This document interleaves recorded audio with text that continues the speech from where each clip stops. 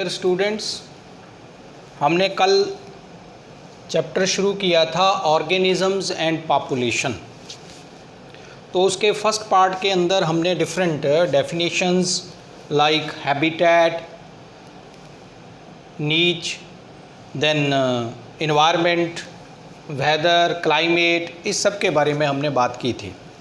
अभी हम बात करेंगे अडेप्टेशंस इन डिफरेंट ऑर्गेनिजम्स, जिसमें प्लांट की अडेप्टेशंस और एनिमल की अडेप्टेशन, इसके बारे में हम बात करने जा रहे हैं। एक एक करके इसके बारे में बात करेंगे। सबसे पहले व्हाट आर अडेप्टेशंस। अडेप्टेशंस होती क्या हैं? तो देखो, अडेप्टेशंस होती हैं किसी भी तरह की कोई मॉर्फोलॉजिकल, फिजियोलॉजिकल या बिहेवियरल कोई भी चेंजेस जो आती हैं, जो कि किसी ऑर्गेनिज़म को सरवाइव होने में और रिप्रोड्यूस करने में हेल्प करें। सच वेरिएशंस और such changes are called as adaptations. यानी अडेप्टेशंस आर फेवरेबल चेंजेस, और वो चेंजेस मॉर्फोलॉजी में, फिजियोलॉजी में या बिहेवियर में ऑर्गेनिजम्स के हो सकती हैं, so as to adjust themselves in the changing environmental conditions or in particular environmental conditions and to reproduce at a particular pace। तो ऑर्गेनिजम्स को किसी खास इन्वायरमेंटल कंडीशन में एडजस्ट होने के लिए, सरवाइव करने के लिए और रिप्रोड्यूस करने के लिए जो भी कोई चेंजेस आती हैं, फेवरेबल चेंजेस आती हैं, मॉर्फोलॉजिकल, फिजियोलॉजिकल या behavioural, all those changes are known as adaptations. उन्हें हम अडेप्टेशंस बोलते हैं। And these adaptations are short term and long term adaptations. ये शॉर्ट टर्म भी हो सकती हैं और लॉन्ग टर्म अडेप्टेशंस भी हो सकती हैं। शॉर्ट टर्म अडेप्टेशंस होती हैं जो चेंज्ड कंडीशन में पैदा होंगी, चेंज्ड इन्वायरमेंटल कंडीशंस में पैदा होंगी, टेम्परेरी होंगी, और जैसे ही नॉर्मल कंडीशंस रीस्टोर होंगी तो उसके साथ ही वो ख़त्म हो जाती। All those changes are known as short term changes और अडेप्टेशंस। और लॉन्ग टर्म होती हैं जो पर्टिकुलर सिचुएशन में, पर्टिकुलर इन्वायरमेंटल कंडीशन में ऑर्गेनिजम्स को जो है सरवाइव करवाने के लिए और रिप्रोड्यूस करने के लिए उनके जेनेटिक लेवल पे होती हैं। इनको हम बोलते हैं लॉन्ग टर्म अडेप्टेशन। लेकिन टेक्निकली इनको हम नाम देते हैं phenotypic adaptations and genotypic adaptation. यानी टेक्निकली देखें तो अडेप्टेशंस दो तरह की हैं, phenotypic and genotypic. Phenotypic adaptations are those favourable changes which take place in the morphology or in the physiology of an organism in the changed environmental condition or to adjust themselves in the changed environmental condition। किसी changed environmental condition के अंदर organism के morphology में या physiology में जो कोई temporary changes पैदा होती हैं, these favourable temporary changes are known as phenotypic changes. जो मार्फोलॉजी में, बेसिकली मार्फोलॉजी में पैदा होती हैं, एक्सटर्नल फीचर्स में अपेयर होती हैं, ऐसी चेंजेस को हम फिनोटाइपिक अडेप्टेशंस बोलते हैं। And the various phenotypic variants, the various phenotypic variants which are produced due to certain environmental changes, उनको हम क्या बोलते हैं? इकोफीन्स और ईकेड्स। इकोफीन्स और ईकेड्स ये क्या होते हैं? These are phenotypic variants. ये फिनोटाइपिक वेरिएंट्स हैं जो इन्वायरमेंट में कुछ चेंजेस पैदा होने के कारण ऑर्गेनिजम्स के फिनोटाइप में, यानी कि एक्सटर्नल अपीयरेंस में जो कोई चेंजेस आती हैं, तो उसके कारण जो वेरिएंट्स पैदा होंगे, they are called as ecophenes और ecads. Then the genotypic adaptations. Genotypic adaptations are genetic variations, genotypic adaptations are genetic variations, और जेनेटिक लेवल पे आने वाली चेंजेस हैं which make the individual to adjust itself into a particular environmental condition for longer periods of life. लंबे समय तक जो है ऑर्गेनिजम्स को एडजस्ट होने में, किसी पर्टिकुलर इन्वायरमेंटल कंडीशन में एडजस्ट होने के लिए जो जीन लेवल पे चेंजेस आती हैं, ये जीन लेवल पे नहीं आ रही, ये मार्फोलॉजी में आ रही हैं सिर्फ, जिसके कारण मार्फोलॉजिकल वेरिएंट्स या फिनोटाइपिक वेरिएंट्स पैदा होते हैं which are called as ecophenes. लेकिन जीनोटाइपिक अडेप्टेशन में क्या है? These are changes which take place at gene level. These are favorable changes which occur at gene level to adjust the organism in a particular environmental condition. And due to changes in genes within the population, certain subpopulation develop which are genetically different from each other. यानी एक population के अंदर ही कुछ सब populations पैदा हो जाती हैं ड्यू टू जेनेटिक वेरिएशंस, अपने आप को पर्टिकुलर इन्वायरमेंटल कंडीशन में एडजस्ट करने के लिए। And such genotypic variants which develop due to the genetic adaptation they are called as ecotypes. तो जेनेटिक अडेप्टेशन के कारण जो वेरिएंट्स पैदा होते हैं they are called as ecotypes. And phenotypic variants जो पैदा होते हैं due to the phenotypic adaptations which take place in और which bring changes in morphology, उन्हें हम बोलते हैं इकोफिन्स और इकेड्स। तो अडेप्टेशंस होती हैं किसी भी तरह की मॉर्फोलॉजी में, फिजियोलॉजी में, बिहेवियर में आने वाली चेंजेस जो ऑर्गेनिज्म को सर्वाइव करने में और रिप्रोड्यूस करने में हेल्प करें, उन्हें हम अडेप्टेशंस बोलेंगे। अब हम वेरियस टाइप की अडेप्टेशंस के बारे में बात करेंगे। सबसे पहले प्लांट अडेप्टेशंस के बारे में और फिर एनिमल अडेप्टेशंस। प्लांट अडेप्टेशंस में number 1 plant adaptations to light regime. देखो, हम नेचर में अगर देखें तो हमारे पास 2 तरह के प्लांट्स हैं depending upon the intensity of light which they require for their growth और which they tolerate. Number 1 sun plants और हेलियोफाइट्स। सन प्लांट्स या हेलियोफाइट्स होते हैं those plants which can tolerate or which grow very well in bright light। यानी high intensity वाली light में या bright light में जो वेटर ग्रो करते हैं और which can tolerate the high intensity of light, such plants are known as heliophytes और सन प्लांट्स।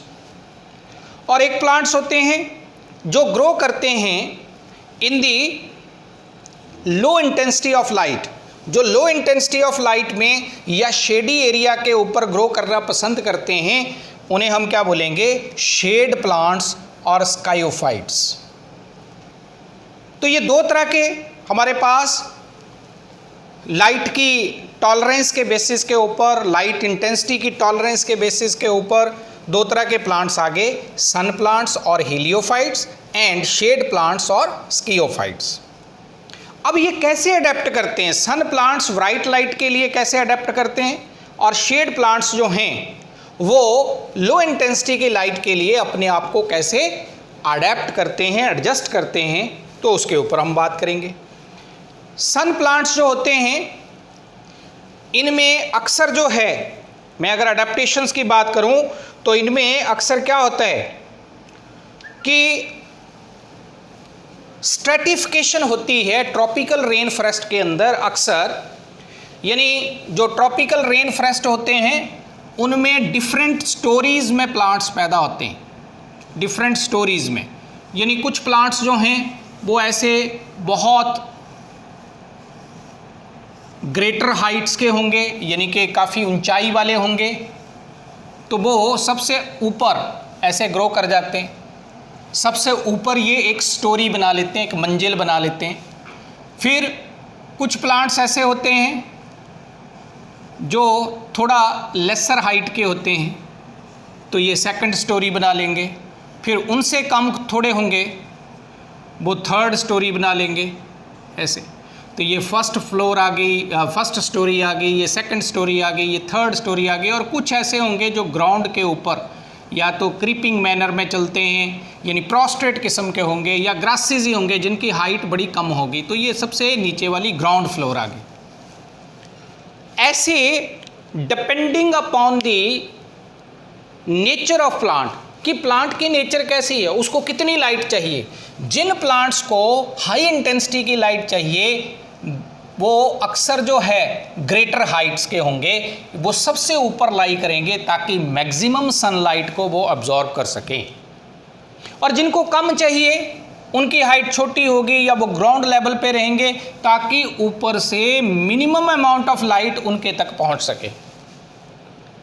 तो अक्सर जो है ये प्लांट्स जो होते हैं, चाहे शेड प्लांट्स हैं या सन प्लांट्स हैं, ये ट्रॉपिकल रेन फॉरेस्ट में स्ट्रेटिफिकेशन बना के ग्रो करते हैं, यानी कि स्टोरीज की फॉर्म में ग्रो करते हैं depending upon the nature of plants, कि किसको कितनी लाइट चाहिए।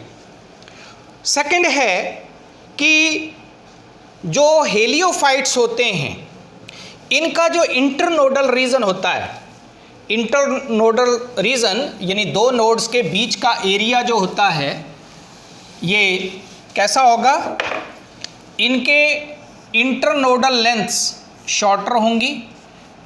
ये जैसे दो नोड के बीच का हिस्सा इंटरनोड, जैसे हम बैम्बू में देखते हैं या हम शुगर केन में देखते हैं, तो उनमें नोड्स बिल्कुल क्लियर हमें नज़र आते हैं। तो दो एडजेसेंट नोड्स के बीच का फासला क्या होता है, इंटरनोड। तो ये जो इंटरनोडल लेंथ होती है ये क्या होती है, कम होती है इन हेलियोफाइट्स। सन प्लांट्स के अंदर इंटरनोड छोटे होते हैं और थिक होते हैं, shorter internodes and thick internodes. दूसरी चीज़ आती है कि लीव्स जो हैं वो भी स्मॉल होंगे, छोटे साइज के लीव्स होते हैं इनके, small leaves and thick leaves. जबकि अगर मैं शेड प्लांट्स की बात करूं तो इनमें क्या होता है, इनमें इंटरनोडल लेंथ, एक तो इंटरनोड्स लंबे होते हैं, इलोंगेटेड इंटरनोड्स होंगे और थिन होंगे। लीव्स भी इनके लार्ज होते हैं, इनके लीव्स जो हैं वो लार्ज होंगे। जो शेड प्लांट्स होते हैं उनके लीव्स लार्जर होंगे और थिन होंगे। फिर एक चीज़ आती है कि इनके लीव्स छोटे हैं, सन प्लांट्स के स्मॉल हैं, थिक हैं, और इनमें स्टोमेटा जो होते हैं वो सिर्फ लोअर एपिडर्मिस पर होंगे, जबकि इनमें क्या होगा, ऑन बोथ दी एपिडर्मिसिस, लीव्स की दोनों एपिडर्मिस के ऊपर स्टोमेटा जो हैं वो डिस्ट्रीब्यूटेड होंगे। रूट सिस्टम इनका जो होता है वो एक्सटेंसिव होता है, रूट सिस्टम इनका एक्सटेंसिव होता है। जो सन प्लांट्स होते हैं इनका रूट सिस्टम एक्सटेंसिव होता है, यानी बड़ा होता है। शेड प्लांट्स का रूट सिस्टम जो है वो एक्सटेंसिव नहीं होता। इनके लीव्स के अंदर, लीव्स में हमने स्ट्रक्चर पढ़ा होगा, तो उस स्ट्रक्चर के अंदर हमने एक बात पढ़ी थी कि अपर एपिडर्मिस होती है लीव्स का। अगर हम इंटरनल स्ट्रक्चर देखें यानी एनाटॉमिकल स्ट्रक्चर देखें तो अपर एंड लोअर एपिडर्मिस और बीच में यहाँ पे मीजोफिल रीजन होता है। तो इनका जो मीजोफिल रीजन होता है उसमें पैलिसेड मीजोफिल अबंडेंटली प्रेजेंट होता है सन प्लांट्स में। Palisade mesophyll is abundantly present, जबकि शेड प्लांट्स में मीजोफिल स्पॉन्जी किस्म का होता है, पैलिसेड मीजोफिल बहुत कम होता है। रूट सिस्टम इनका लेस डेवलप्ड होता है, जबकि इनका रूट सिस्टम कैसा था, एक्सटेंसिव था। फिर इनके जो लीव्स होते हैं, सन प्लांट्स के जो लीव्स हैं उनका कलर पेल होता है, पेल कलर, यानी उतने ग्रीनिश नहीं होंगे, लेकिन ये क्या हैं, ये डार्क ग्रीन कलर के होंगे, डार्क ग्रीन शेड प्लांट्स, इनके लीव्स डार्क ग्रीन होंगे। तो ये जो है ये कुछ मतलब इनमें अडेप्टेशंस हैं जिनके चलते जो हैं इनमें मतलब ये अपने आप को एडजस्ट कर पाते हैं इन दी पर्टिकुलर कंडीशंस। दूसरे नंबर पे अब हम बात करते हैं plants which are adapted to heat and water, यानी plant adaptations to heat and water. और ऐसे प्लांट्स जो हैं जो ऐसी इन्वायरमेंटल कंडीशंस में पैदा हों जहाँ पे क्या है, ड्राई कंडीशंस रहें, जहाँ पानी की अक्सर स्कैर्सिटी हो, कमी हो, और हीट जो है वो बहुत ज़्यादा हो, ऐसी ड्राई इन्वायरमेंटल कंडीशंस में जो प्लांट्स पैदा होते हैं, these plants are called as xerophytes. ऐसे प्लांट्स को हम ज़ीरोफाइट्स बोलते हैं। और ये ज़ीरोफाइट्स जो हैं ये फर्दर 4 डिफरेंट कैटेगरीज में क्लासिफाइड हैं। नंबर 1 एफिमेरल और ड्रॉट एस्केपर्स, नंबर 2 एनुअल्स और ड्रॉट इवेडर्स, नंबर 3 सकुलेंट्स और drought resistants, and number 4 non succulent perennial xerophytes, या जिनको हम ड्रॉट इंड्यूरर्स भी बोल देते हैं। अब ये 4 तरह के जो हमारे पास जीरोफाइट्स हैं या जीरोफिटिक प्लांट्स हैं, ये कैसे अपने आप को एडजस्ट करते हैं? तो एफिमेरल प्लांट्स होते हैं जिनको हम ड्रॉट एस्केपर्स कह रहे हैं। These are those plants which grow for the few days during the rainy season. जब रेनी सीजन होता है, यानी जिस दौरान रेन जो है वो होती है, उसी दौरान ये पैदा होते हैं, बहुत ही शॉर्टर स्पैन के लिए ये पैदा होते हैं। तो ephemerals are those plants which live for a brief period during the rains. इसमें हम बात कर सकते हैं जैसे euphorbia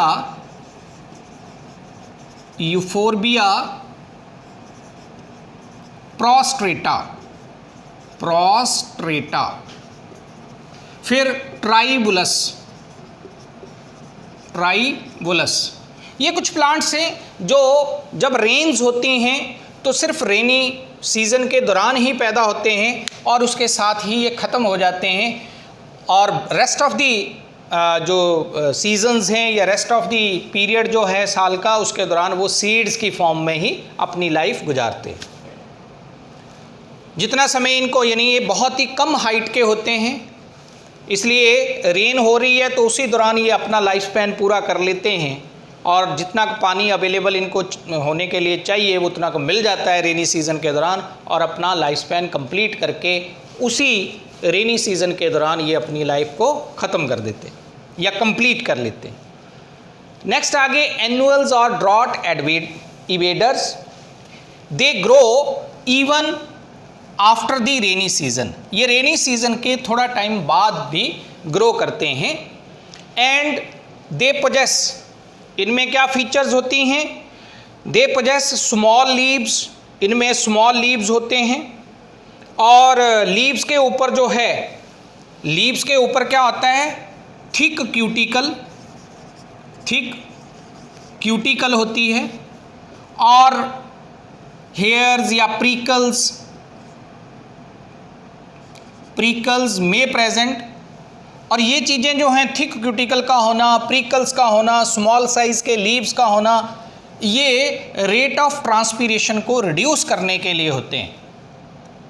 so these are those xerophytic plants which grow for some time after the rainy season, and they possess thick cuticle, they have small leaves, prickles on the stem or on the leaves to reduce the rate of transpiration.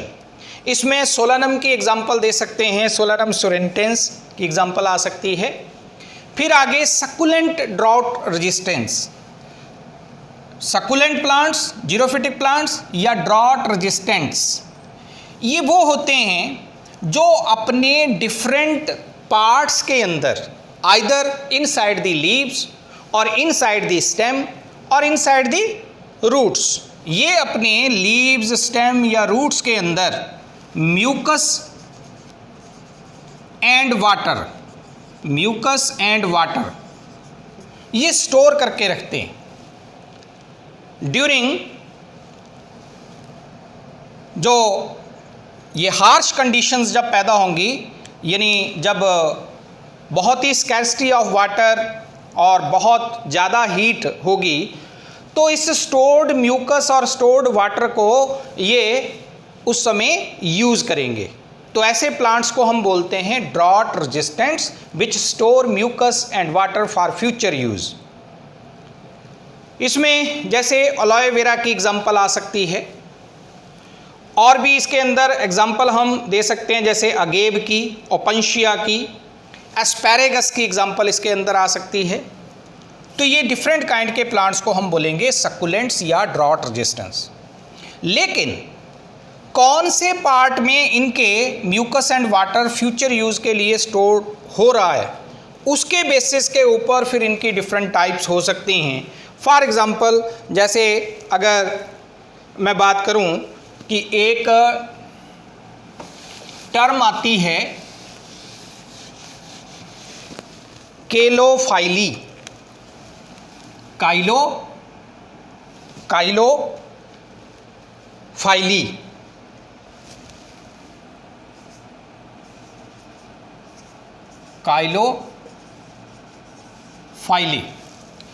काइलोफाइली का मतलब क्या है? काइलोफाइली यानी अगर कोई succulent xerophytic plant, काइलोफाइली, अगर कोई succulent xerophytic plant, फाइली का मतलब है यहाँ लीव्स, कि अपने लीव्स के अंदर अगर वो स्टोर कर रहा है म्यूकस एंड वाटर, तो इसमें हम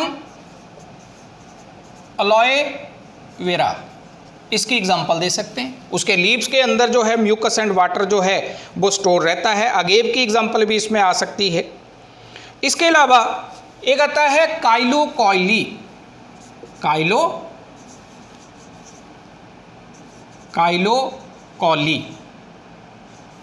काइलोकॉली क्या है? कोलाइन का मतलब होता है स्टेम, यानी कुछ जीरोफिटिक प्लांट्स यानी succulent xerophytic plants future use के लिए म्यूकस एंड वाटर अपने स्टेम्स में स्टोर करते हैं, तो उन्हें बोलेंगे कि ये काइलोकॉली किस्म के सकुलेंट या ड्रॉट रेजिस्टेंट प्लांट्स हैं। एग्जाम्पल इसमें ओपनशिया की एग्जाम्पल इसके अंदर हम देंगे। फिर है इसके बाद काइलोरेहिजी,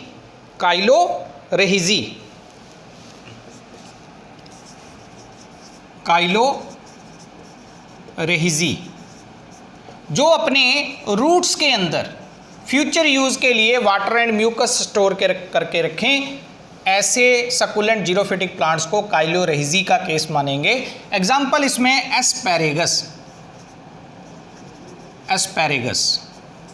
एस्पैरेगस की एग्जाम्पल इसके अंदर हम दे सकते हैं। तो ये हमारे पास डिफरेंट काइंड के जो हैं ये सकुलेंट या ड्रॉट रेजिस्टेंट प्लांट्स आ गए। फिर इसके बाद बात करते हैं नॉन सकुलेंट पेरिनियल जीरोफिटिक और drought endurers. Non succulent perennial xerophytes या ड्रॉट इंड्यूरर्स, ये इनको हम ट्रू जीरोफिटिक प्लांट्स भी कह सकते हैं। ट्रू जीरोफिटिक प्लांट्स, जिनमें जीरोफिटिक प्लांट्स की जो ट्रू अडेप्टेशंस हैं वो हमें नज़र आती हैं, और ये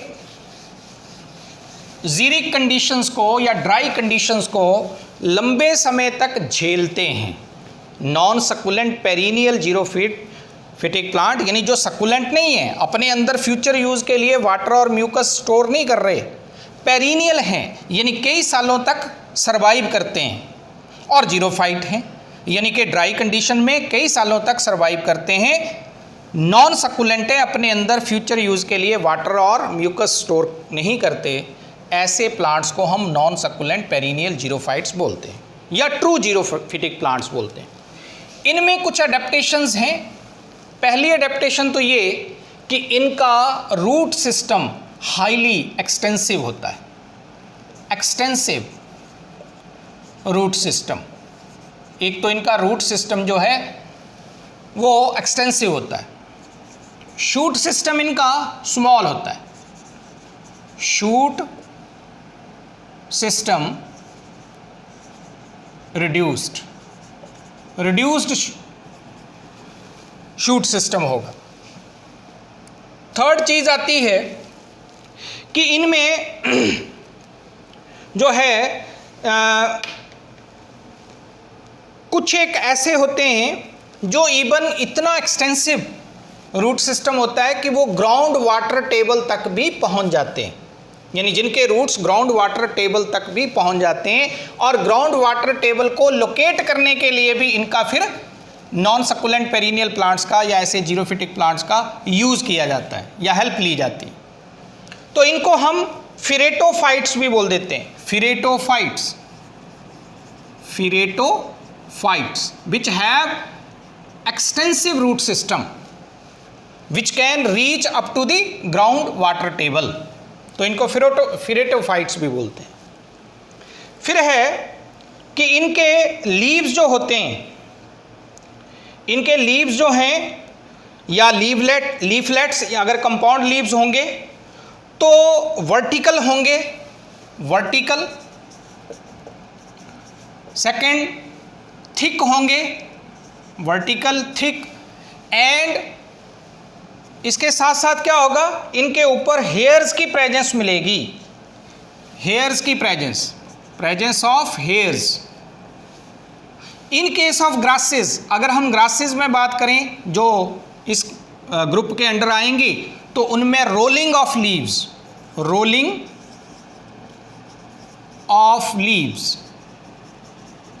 ये होगा। फिर संकन स्टोमेटा,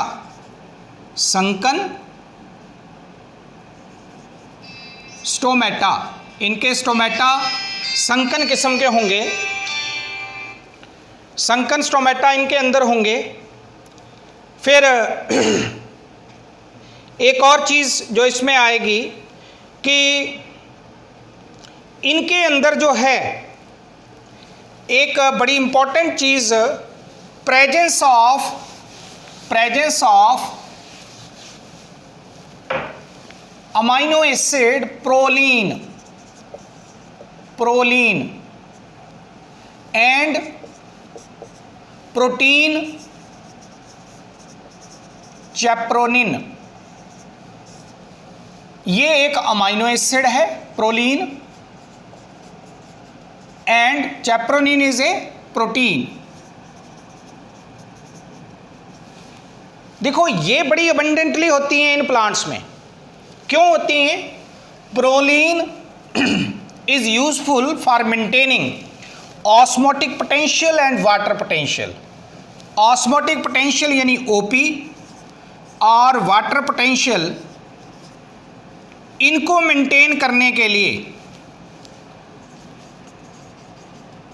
इनको मेंटेन करने में ये प्रोलीन नाम का अमाइनो एसिड जो है वो रोल प्ले करता है। दूसरा है चैप्रोनिन, एक प्रोटीन है जो रिस्पॉन्सिबल है to check the denaturation of other proteins present in these kinds of plants.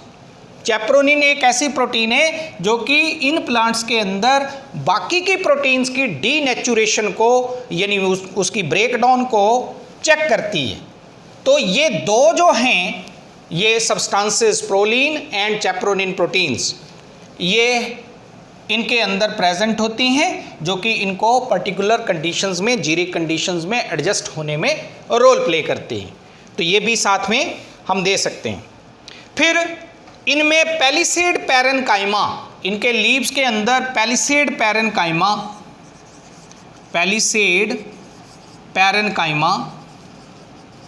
Abundantly present होगा पैलिसेड पैरेनकाइमा। तो ये कुछ अडेप्टेशंस की मैंने बात की है कि प्लांट्स जो हैं वो डिफरेंट कंडीशंस में अपने आप को कैसे एडजस्ट करते हैं। एक तो हीट और वाटर, एक्सेसिव हीट और वाटर स्कैर्सिटी यानी कि जीरोफिटिक प्लांट्स जिनको हम बोलते हैं, तो उनमें कितनी डिफरेंट टाइप्स हैं और वो किस तरीके से अपने आप को अडेप्ट करते हैं। और दूसरा मैंने उससे पहले बात की कि plant adaptations in different light regimes, यानी हाई इंटेंसिटी ऑफ लाइट में और लो इंटेंसिटी ऑफ लाइट में, यानी हाई इंटेंसिटी वालों को हेलियोफाइट्स और लो इंटेंसिटी वालों को स्काइयोफाइट्स हमने बोला। तो वो प्लांट्स कैसे अपने आप को अडेप्ट करते हैं इन सिचुएशन में। तो ये दो तरह के अडेप्टेशंस जो हैं वो हमने आज की हैं। इसके बाद नेक्स्ट फिर आगे करेंगे। Thank you very much.